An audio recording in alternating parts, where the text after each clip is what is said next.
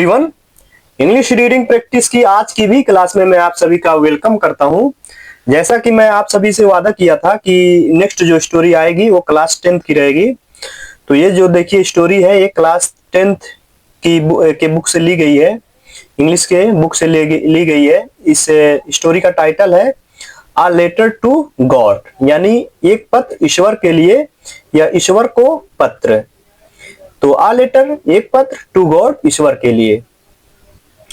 तो इस स्टोरी के जो राइटर हैं G.L. फुएंटेस हैं। तो इस स्टोरी के ये राइटर हैं, इन्हीं के द्वारा ये स्टोरी लिखी गई है। देखते हैं first para first line. The house वो घर, द ओनली वन यानी केवल एक, इन दी एंटायर वैली। तो यहाँ पे द दोस्तों ना पढ़ के दी पढ़ा जाएगा, क्योंकि इसके जो आगे लेटर आ रहा है वावल साउंड दे रहा है, इसीलिए द को द ना पढ़ के दी पढ़ा जाएगा। इसको आप लोग जरूर नोटिस कीजिए। तो वह घर द इसलिए यूज हुआ है क्योंकि ये जो घर है एक स्पेसिफिक घर है, यानी किसी खास घर की बात हो रही है, इसके लिए यहाँ पे द आया है। तो वह घर जो केवल मात्र यानी मात्र अकेला इन दी इंटायर वैली पूरी घाटी में सेट ऑन स्थित था या बना हुआ था। द क्रेस्ट ऑफ लो हिल यानी क्रेस्ट मीन्स चोटी, ऑफ और लो हिल यानी छोटी पहाड़ी की चोटी पर स्थित था, और वो घर पूरी घाटी में केवल मात्र अकेला था। फ्रॉम हिज हाइट यानी उसकी ऊंचाई से, वन कोई भी, जैसे नो वन मिस होता है कोई भी नहीं, इसी तरह वन मिस होता है कोई भी, कुड सी देख सकता था क्या, द रिवर नदियां, and the field of ripe corn यानी फील्ड मिस खेत, of ripe corn, ripe miss पके हुए, कॉर्न मिस मक्के, तो जिसको दोस्तों देहाती भाषा में हम लोग भुट्टा भी बोलते हैं। तो पके हुए मक्के के खेत कैसे, विथ द फ्लावर्स यानी डोटेड लदे हुए या लगे हुए, विथ द फ्लावर्स फूलों के साथ। तो इस ऊंचाई से दोस्तों कोई भी नदी या पके हुए मक्के के फूल जो फसल है फूलों के साथ लदे हुए देख सकता था। कुड सी मिस देखना होता है, कुड मिस सकता है, सकती है, कैन मिस सकता है, एक कुड मिस सकता था, कैन की सेकंड फॉर्म है। तो इस ऊंचाई से कोई भी नदियां और पके हुए मक्के के जो फसल है फूलों से लदी हुई देख सकता था। दैट जो कि ऑलवेज हमेशा प्रोमिस्ड वादा करती थी, आ गुड हार्वेस्ट एक अच्छी फसल का। तो जो कि हमेशा वो वादा करती थी एक अच्छी फसल का। दी ओनली थिंग यानी केवल एक चीज, द अर्थ जमीन को नीडेड जरूरत थी। तो दोस्तों नीड में जरूरत होना होता है, ये नीड की सेकंड फॉर्म है नीडेड। तो जमीन को केवल एक चीज की जरूरत थी, वो चीज क्या थी, वस आ डाउनपोर। तो दोस्तों डाउनपोर का मतलब होता है मूसलाधार वर्षा, और या एट लीस्ट अ शावर या कम से कम बौछार यानी बूंदाबांदी।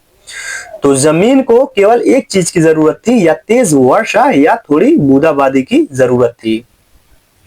Throw out the morning Lencho, throw out the morning यानी पूरी सुबह, लेंचो दोस्तों इस जो स्टोरी का किरदार है वो लेंचो है। हु न्यू उसे पता था, हिज फील्ड्स इंटीमेटली यानी वो जानता था अपने खेतों को, इंटीमेटली मीन्स बहुत अच्छी तरीके से। तो वो अपने खेतों को बहुत अच्छी तरीके से जानता था। हैड डन नथिंग एल्स और कुछ भी नहीं किया था, हैड डन नथिंग एल्स और कुछ भी नहीं किया था, बट सिवाय, सीन देखने के, द स्काई आसमान को, टूवर्ड्स द नॉर्थ ईस्ट यानी उत्तर पूर्वी दिशा की ओर आसमान को देखने के सिवाय वो और कुछ भी नहीं किया था। 2 पैराग्राफ देखते हैं। नाउ अब वी आर रियली हम वास्तव में, गोइंग जा रहे हैं टू गेट पाने, सम वाटर कुछ पानी, वुमन स्त्री। तो वो अपने स्त्री यानी अपनी वाइफ से कहता है कि हम अब यानी कुछ वाटर पानी यानी कुछ जो वाटर है पाने जा रहे हैं, या अब हमें कुछ पानी मिलने जा रहा है, ऐसे भी आप कह सकते हैं स्त्री। द वुमन वो औरत, हु वाज प्रिपेयरिंग सपर, तो हु वाज प्रिपेयरिंग जो बना रही थी, तो सपर मीन्स दोस्तों होता है रात का भोजन। तो वो औरत जो रात का भोजन बना रही थी, तैयार कर रही थी, रिप्लाइड जवाब दिया, यस हाँ, गॉड्स विलिंग, ईश्वर की मर्जी। तो उसने जवाब दिया कि हाँ ईश्वर की मर्जी, यानी उसने कहा कि हाँ अगर ईश्वर ने चाहा तो। दी ओल्डर बॉयज यानी जो बड़े लड़के थे, वर वर्किंग काम कर रहे थे, इन द फील्ड खेतों में, वाइल जबकि द स्मॉलर वंस यानी जो छोटे बच्चे थे, वर प्लेइंग खेल रहे थे, कहां पर, नियर द हाउस यानी घर के पास। तो बड़े जो लड़के थे वो खेतों में काम कर रहे थे, जबकि जो छोटे बच्चे थे वो घर के पास खेल रहे थे।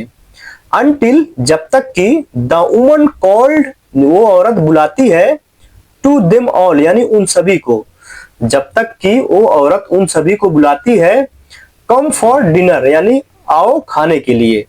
तो जब तक कि वो औरत उन्हें बुलाती है आओ खाने के लिए, it was during the meal यानी इट वॉज मिस यह था, ड्यूरिंग मिस के दौरान, द मील यानी भोजन के दौरान, दैट जस्ट जैसा कि लेंचो हैड प्रीडिक्टेड। तो प्रीडिक्ट मीन्स भविष्यवाणी करना होता है दोस्तों, ये प्रीडिक्ट की सेकंड फॉर्म प्रीडिक्टेड, यानी जैसा कि लेंचो ने भविष्यवाणी किया था। लेंचो ने क्या भविष्यवाणी किया था कि now we are really going to get some water woman, यानी अब हमें कुछ पानी मिलने जा रहा है, या हम अब हमें कुछ पानी पाने जा रहे हैं, ऐसा भी कह सकते हैं। तो क्या हुआ कि जैसा कि लेंचो ने भविष्यवाणी किया था, big drops of rain, rain means वर्षा, big drops means of rain means वर्षा की, बिग ड्रॉप्स मीन्स बड़ी बड़ी बूंदें, बिगेन टू फॉल यानी गिरना शुरू हो गई। तो जैसा कि लेंचो ने भविष्यवाणी किया था, वर्षा की बड़ी बड़ी बूंदें गिरना शुरू हो गई, या वर्षा की बड़ी बड़ी बूंदें गिरने लगी। इन दी नॉर्थ ईस्ट यानी पूर्वी उत्तरी दिशा यानी उत्तरी पूर्वी दिशा में, ह्यूज माउंटेन्स ऑफ क्लाउड्स बादलों के बड़े बड़े पहाड़, कुड बी सीन देखे जा सकते थे, अप्रोचिंग आते हुए। तो उत्तरी पूर्वी दिशा में बादलों के बड़े बड़े पहाड़ आते हुए देखे जा सकते थे। The air was fresh and sweet, जो हवा थी ताजी और मधुर या सुहानी थी। तो हवा ताजी और मीठी थी। द वुमन, द मैन आदमी जो था, वो आदमी कौन है, ये लेंचो की बात हो रही है। द मैन आदमी वेंट आउट बाहर चला गया, for no other reason than यानी किसी दूसरे रीजन कारण से नहीं। तो वो जो आदमी बाहर गया किसी दूसरे कारण से नहीं, to have the pleasure of feeling the rain, बल्कि टू हैव द प्लेजर यानी आनंद, किसका आनंद, ऑफ फीलिंग यानी खुशी, आनंद महसूस करने के लिए, किस चीज का, फीलिंग महसूस करना, द रेन वर्षा का, किस पर, ऑन हिज बॉडी अपने शरीर पर। तो अपने शरीर पर वर्षा का वो आनंद महसूस करने के लिए वो बाहर चला गया, ना कि किसी दूसरे रीजन से। तो वो आदमी बाहर गया किसी दूसरे कारण से नहीं, बल्कि वर्षा का आनंद महसूस करने के लिए अपने शरीर पर। तो आप इसे सिंपल भाषा में बोल सकते हैं कि वो मतलब वर्षा का आनंद लेने के लिए बाहर गया। तो यहाँ पे किताबी भाषा तो कुछ अलग ही है, आप देखते ही हो। एंड व्हेन और जब, ही रिटर्न वो वापस आया, ही एक्सक्लेम्ड वो समझाया। तो एक्सक्लेम्ड मीन्स दोस्तों समझाना, लेकिन कैसे, जोर देकर। तो जब वो वापस आया, तो वापस आ गया, तो उसने जोर देकर समझाया या जोर देकर कहा। क्या कहा, this are not raindrops, this are not, ये नहीं है, रेन ड्रॉप्स वर्षा की बूंदें। तो ये वर्षा की बूंदें नहीं है, फॉलिंग जो गिर रही है, फ्रॉम द स्काई आसमान से। तो जो ये आसमान से गिर रही हैं, ये वर्षा की बूंदें नहीं है।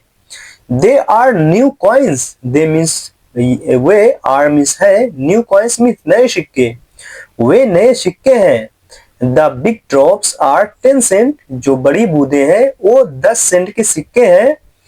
एंड द लिटल वंस, और जो छोटी है, आर 5 सेंट, वो 5 सेंट के सिक्के हैं। तो दोस्तों आप लोगों को बता दें, सेंट मुद्रा का नाम होता है। जैसे हमारे यहाँ इंडिया में रुपए यानी वो जो मुद्रा है रुपए को बोलते हैं, इसी तरह रियाल में, सऊदी में रियाल चलता है, कुवैत में दिनार और दुबई में दिरहम, डॉलर देखिए अमेरिका में चलता है। तो इसी तरह ये भी सेंट है, किसी राष्ट्र की मुद्रा होगी तो इसीलिए इसको सेंट कहा गया है। तो वो कहता है कि ये नए सिक्के हैं, वे नए सिक्के हैं जो बड़ी बूंदें हैं वो 10 सेंट के सिक्के हैं, और जो छोटी बूंदें हैं यानी जो छोटी है वो 5 सेंट के सिक्के हैं। तो दोस्तों 3 पैराग्राफ तो क्लियर कर दिए हैं, आप लोग इसे दोबारा जरूर रिवीजन करिएगा, क्योंकि देखिए अभी आप लोग कहीं पर कोचिंग लेने जाएं तो 200-300 के नीचे आपको महीना का देना पड़ता है, लेकिन यहाँ पे फ्री ऑफ कॉस्ट आपको सीखने को इंग्लिश मिलेगी। तो आप लोग हमारे चैनल को जरूर सब्सक्राइब करें, और एकदम सिंपल भाषा में आप लोगों को मैं समझाता हूं ताकि आप लोगों के जहन में यानी दिमाग में हमेशा के लिए बैठ जाए। तो रिक्वेस्ट करते हैं इसे दोबारा जरूर रिपीट करिएगा, यानी वॉच करिएगा, और इसको 1 बार 2 बार जरूर वॉच करें ताकि आपकी जो इंग्लिश है हमेशा के लिए मतलब याददाश्त बरकरार हो जाए, यानी इसे कभी भी नहीं भूलें। तो दोस्तों छोटी सी रिक्वेस्ट है, अगर वीडियो पसंद आई हो तो वीडियो को जरूर शेयर करें ताकि आप ही की तरह और भी बच्चों तक ये वीडियो पहुंच सके, वो भी इस इंग्लिश का जो क्लास 10th के बच्चे हैं वो भी अपनी इंग्लिश को इम्प्रूव कर सकें। तो दोस्तों मिलते हैं नेक्स्ट स्टोरी में, तब तक के लिए stay safe, stay healthy and wait next part.